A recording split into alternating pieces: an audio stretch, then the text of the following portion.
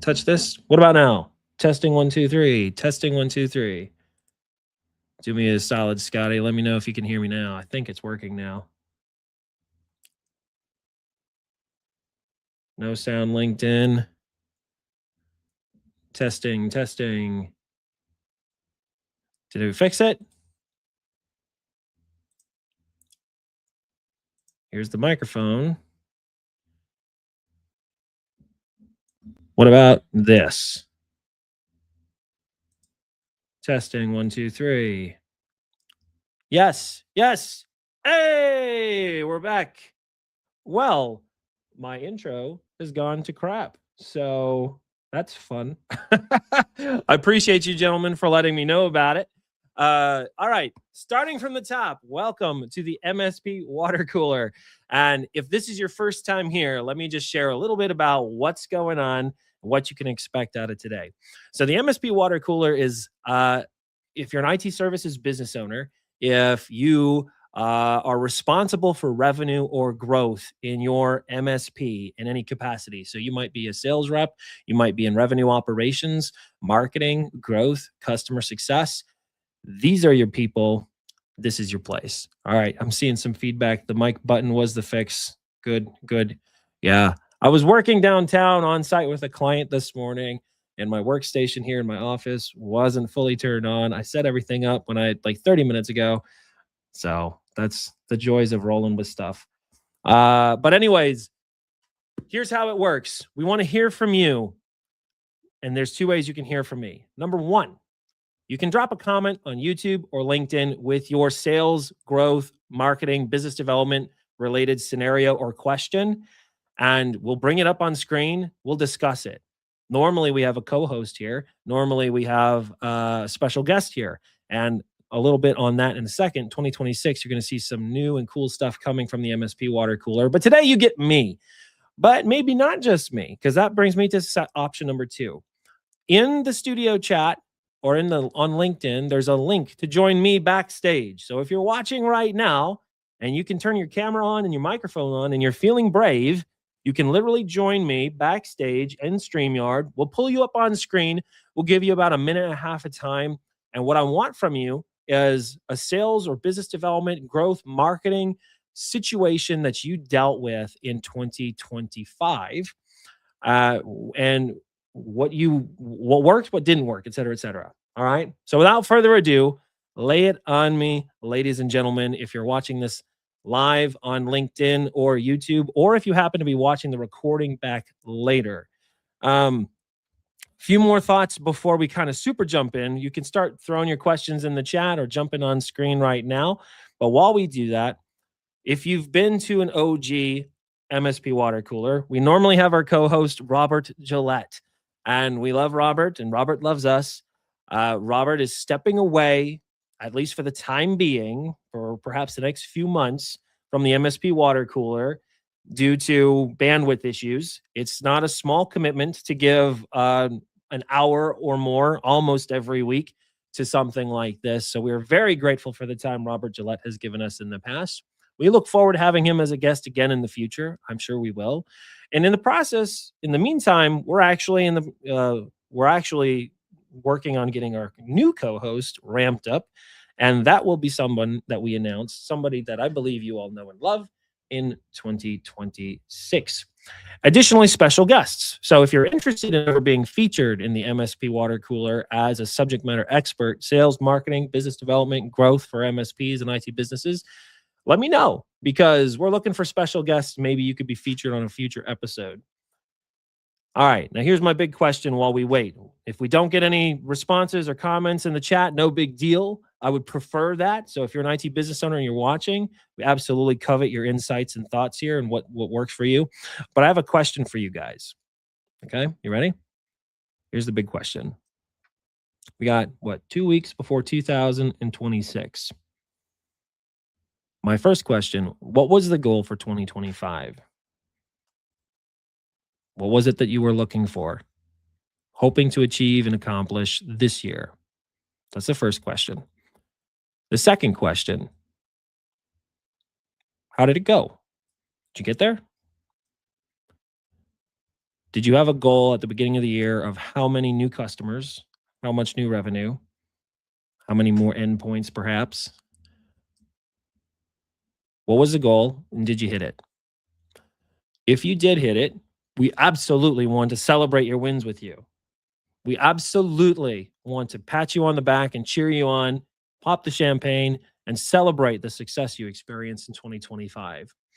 And I know personally, some of my partners in my world have had a good year, but I know others who it's been a bit of a slog. 2025 was a grind in more ways than one. And so often it feels like revenue, especially for the smaller to mid-sized MSPs, becomes backseat to operations. Growth becomes secondary to customer service. And that's got to be frustrating as a business owner or anyone responsible for revenue in the business. Has that been your experience this year? Please let me know in the comments or the chat. And if you're brave and you want to join me on screen, would love to hear from you. So the first question is, what was the goal? The second question is, did you hit it? And if you didn't, what things did you try? What things did you invest in? And how did you spend your time in 2025? So I want to hear from you while we're waiting. And it might just be me today. It might just be me today, and that's okay. Let me tell you a little bit about what my goals were and a little bit about what we spend time on. So, for those of you who know, findmyitpartner.com has been my passion project for a good while. And the vision for it is a global network of trusted service providers, qualified MSPs who are just absolute badasses at what they do. And creating an economy of trust where the end user, the customer, no longer has to go to people in their network and say, hey, who do you recommend? But rather be the central spot for the marketplace to come find service providers. I'm not talking about like the Capteras and G2s and those types of platforms that exist for enterprise software and SaaS, et cetera, et cetera. I don't think anything like that super duper exists for service providers, managed IT providers, IT, cybersecurity, compliance, and AI. That was the big goal and still is, still is. The goal from the revenue standpoint was to grow our partner base significantly. Specifically, the goal was to get to 50 partners by the end of 2025. We're at 40, so we're not going to hit that goal. Another goal was to grow the number of matches that we make. And we average about one match per month, and that's not enough. We absolutely are working hard for 2026 on how we're going to improve that rate and deliver more and better opportunities to our partners. But while we're waiting for people to drop in the chat what's working for them in 2026 and what's not, et cetera, um, here's some observations I made in 2025. All right. This is specific to our business, right? Number one, this is not necessarily new. Yeah. I see you, Luis. Yes. Close. We were close. I mean, I guess we could sign 10 partners in 2 weeks, but Christmas is next week. Um, but anyways, observations. Data is everything.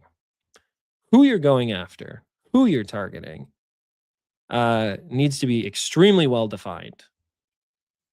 So I've been on countless calls in 2025 where I've been talking with MSPs and IT business owners about who their customer is. And so often what I'm hearing is not a satisfactory response. We work with small businesses in the greater Albuquerque area, or we work with even, professional services businesses in the Southeast. We work with whatever. And it's not a fine tuned ideal customer. So that's the biggest problem initially is you don't know who you're trying to serve, who you're trying to target. You're casting way too broad a net. The second observation that I have, so there's the who, is then the data itself. So if you already have a broad ideal customer or an undefined ideal customer, I should say, you're going to struggle significantly to do this next part, which is build data sets of prospects and target accounts that are valid and relevant. So let's assume that you do master the first part and you build an ideal customer profile that is meaningful. The next thing is you got to build a list of target accounts, prospect accounts.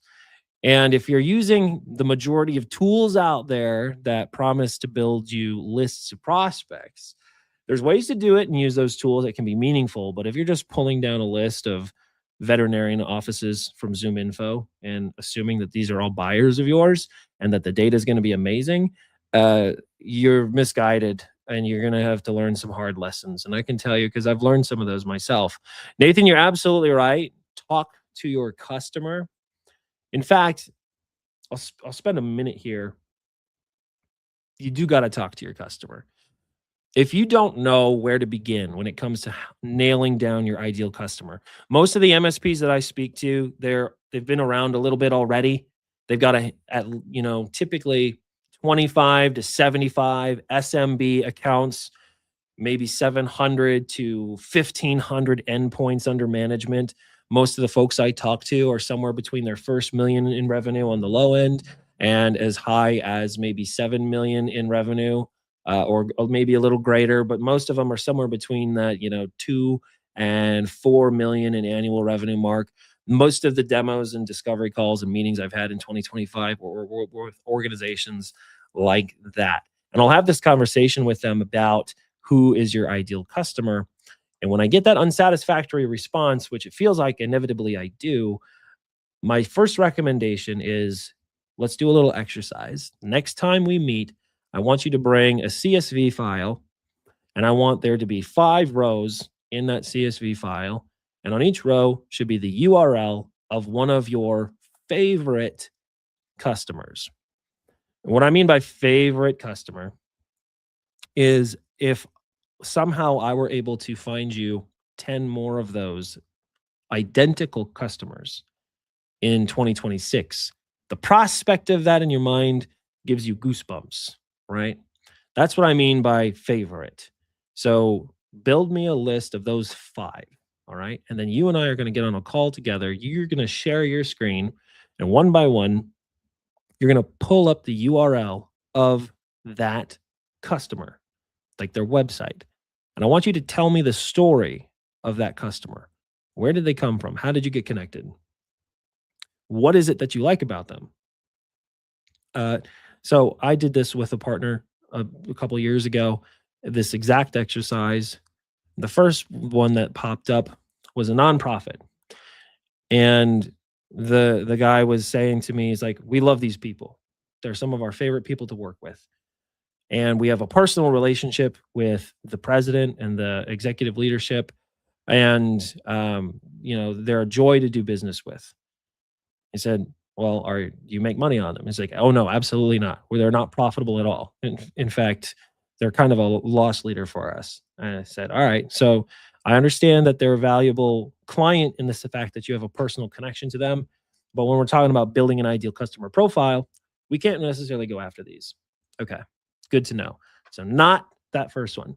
The second one, there was an exclusivity contract involved in the MSA. I'm not fully sure how that came about, but it was a very profitable account that had multi-regions, multiple locations, but the agreement they laid down was that they were not allowed to do IT with any of their competitors. So I was like, okay, well, that makes that pretty obvious that legally, if as long as you're working with these guys, you can't pursue anyone else kind of in this market segment. So not this one.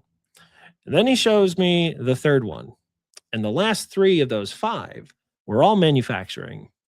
And 2 of the 3 had high compliance requirements. And one of them, what he particularly spent some time on, saying, we love these guys.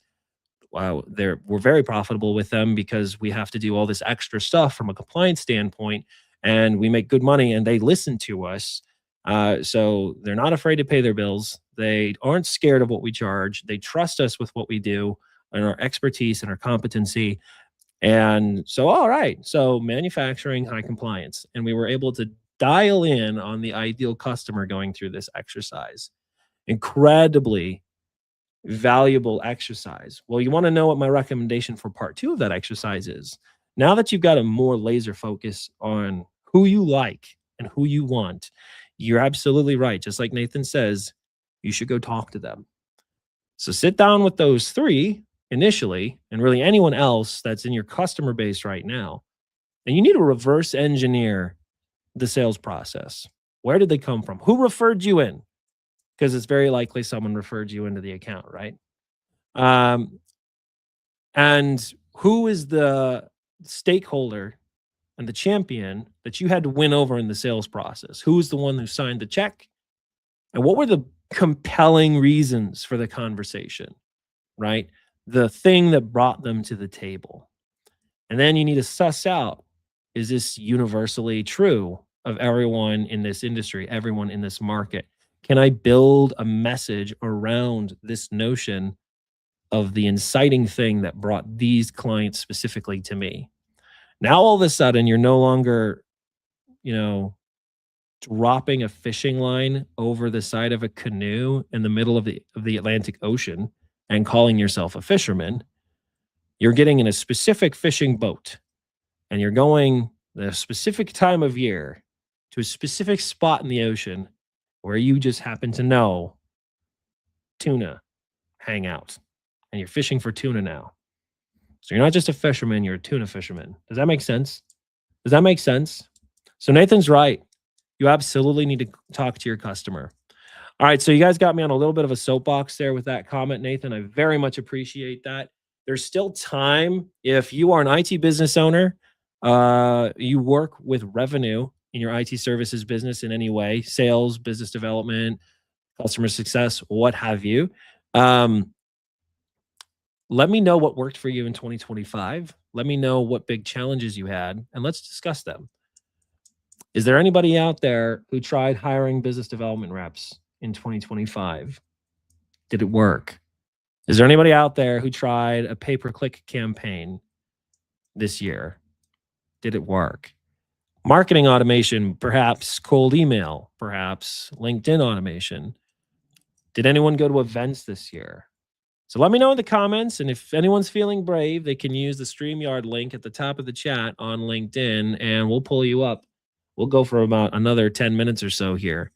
All right, so observations continued from Scofie. So number one, you don't know who your customer is. Number two, even if you know who your customer is, you don't know how to build a data set of prospects. The third reason I see MSP struggling, let's assume you do have a list and you do have your customer defined. Now you need a compelling offer, okay? And let's just pull the 800-pound gorilla out of the corner of the room and call a spade a spade. You do not sell pizzas. You do not sell shoes. You do not sell a SaaS product that I can add to cart and check out. So to come at your ideal customer and say, we do IT is too generic. Even to say, we do IT for law firms is too generic. It's not a valuable offering. Okay. So, what's an example of a valuable offering? I'm going to tell you a story about a time I worked in the call center, and it was a challenging job. I worked for a company that represented things like apartments.com, rent.com, et cetera, et cetera. If you've ever had to research multifamily housing on the internet and you wanted to call a specific property to ask them questions about their availability or their pet policy or whatever, very likely the number on that website did not go to the property directly. It went to some kid like me sitting in a call center. And so let's just say, let's come up with a fictional property. The suites at Avalon. All right. We'll say it's some weird name like that. Right.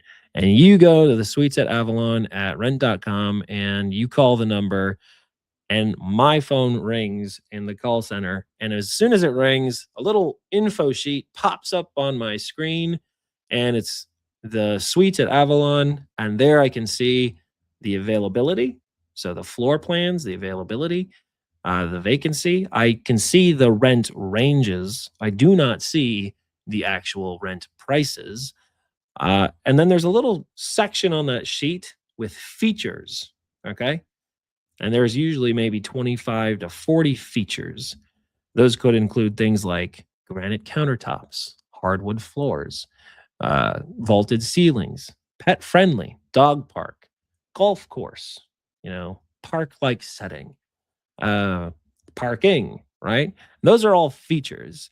In my training for this job, I was required, contractually required, for every caller to at least mention no less than three features on the call that the property management wanted us to highlight. At least three of them. But not only was I required to highlight the feature, I was required to give a corresponding benefit to the feature. You understand? So I couldn't just say that we had vaulted ceilings. I had to say we have vaulted ceilings so that you never feel cramped in your home, that you have all the space you need to raise your family and to work remotely or whatever it was. So you'd ask some questions of the caller and try and figure out who they were and why they were looking. And then it didn't matter if they called in and said, I just need to know if you have it available and when I can come out on site. They didn't necessarily always want to hear the features. They didn't necessarily want to hear you articulate the benefits, but we were required to. So, you could do a little exercise and see how well you do. It's like, all right, stainless steel appliances, that's a feature. What's the benefit of stainless steel appliances? Granite countertops, that's the feature. What's the benefit of granite countertops? All right, so how does this tie into a valuable offer? To say that you do IT for law firms is just like saying, we have granite countertops. Who cares? Lots of people do. What's the benefit to me that you do IT for law firms, right? And you're not going to be able to build a message around that feature, the thing you do.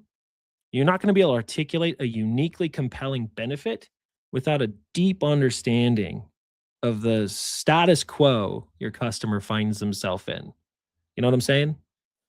So law firms, for example, what are the status quo that the majority of law firms that you're connected to or that can you imagine what are some major things related to IT or cybersecurity or compliance or AI that are highly relevant to them? And I'm not saying what should be relevant to them. I'm not saying what should be important to them because it's probably all relevant in some way. But what's the stuff they actually care about?